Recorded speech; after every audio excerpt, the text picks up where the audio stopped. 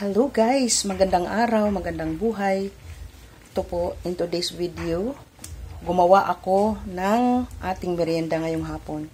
Today is Sunday, so naisipan kong gumawa ng kakaibang merienda. Yung meriendang niluluto ng nanay ko sa probinsya nung ako'y maliit pa. Ito po ang tinatawag na binignit. Isa siyang uri ng pagkain na kung saan may iba-ibang sangkap. Ang unang ginawa ko dito po ay binalawan ko muna yung malagkit. Tapos 3 beses. Tapos nilugaw ko. Ginawa kong parang lugaw. Tapos nilagay ko na yung mga sangkap niya. Yung hiniwang kamote, hiniwang gabi, kamuting kahoy. Yung laman ng gabi kamuting kahoy. Tapos kamuting baging. Tapos yung saging siya. Tapos nilagyan ko nung malambot na yung bigas, nilagay ko na yung tamang-tama, malambot na rin yung mga sangkap na ginawa ko, ginamit ko, yung mga gabi, yung mga ano, tingnan mo lapot na siya, nilagay ko na din yung gata, tapos nilagyan ko ng asukal. Yan ang binignit na Bisaya style. Yun. Dito kasi ang binignit dito sa Maynila, yung bilo-bilo naman nilalagay. Dito naman, dun sa amin naman, sa probinsya kasi ang tagal ko na hindi nakakain ito. So, nandito yung pamangkin ko ngayon galing ng probinsya. Sabi ko, magluto nga tayo para maiba naman ang ating merienda. Ayan, kasi linggo naman ngayon. So, tamang-tama ito na guys. Ito na ang ating merienda for today, oh. Ayun. I hope you will like it. Ayun. Pag gusto po kayo, kung gusto nyo pang dagdagan ito ng iba pang sangkap, katulad ng mga sago, or masarap to pag may dahon pa ng pandan, para mas yummy siya lalo. Mabango lalo. Madaming dapat idagdag kung ano pa mga ingredients na gusto ako. Ang ingredients ko lang dito na nilagay ng mga sangkap niya, 4 lang na klase.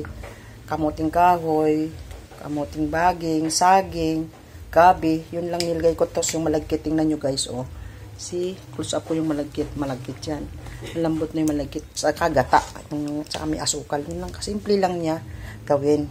Kaya sa lahat ng gustong kumain ng masarap na merienda sa hapong ito, halina po kayo dito sa bahay. Meron po tayong nakayanang konti. Laki po ng kaldero, tingnan nyo po. Para makapamigay ulit tayo sa ating mga kapitbahay na walang merienda. Ayun, today is Sunday.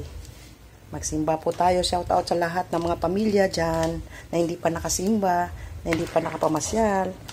Pasyal na po tayo. Habang inahalo-halo ko kasi pag hindi ko inahalo-halo, magdidikit-dikit yung yung ilalim niya, magtututong. So, kailangan siya habang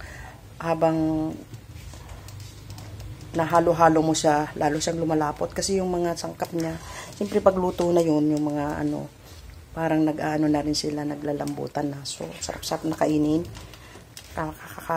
Kakabusog siya.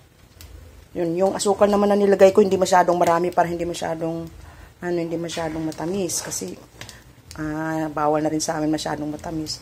Tapos pag gusto nyong lagyan ng konting asin para medyo hindi masyadong umay yung tamis, pwede din naman. Depende po sa inyo kung anong gusto nyong sangkap na gagawin pang dagdag. Pero sa akin kasi simple lang para matikman ko yung tunay na talaga yung wala masyadong Gusto ko simple lang ang mga pagkain na kinakain. Pare-parehan, iba naman po tayong gusto. Kaya po, ayun, malapit na po siya maluto. See? Ayan na po siya. Habang patagal na nakasalang yan, palambot ng palambot. Palapot naman siya ng palapot. Pag malapot na siya, that's the time na pwede na siyang patayin. At kung gusto mong kainin ito ng malamig, mamaya mo na kainin or lagay mo muna sa ref para masarap. Para siyang ice cream, oh. Tingnan mo siya. Yung malagkit na, tingnan mo malambot na. Pati yung mga sangkap niya, malambot na rin. Masarap na ngatain. Ayun. Salamat guys. Thank you for watching. Follow for more. Ang ating yummy binignit Bisaya style. God bless po.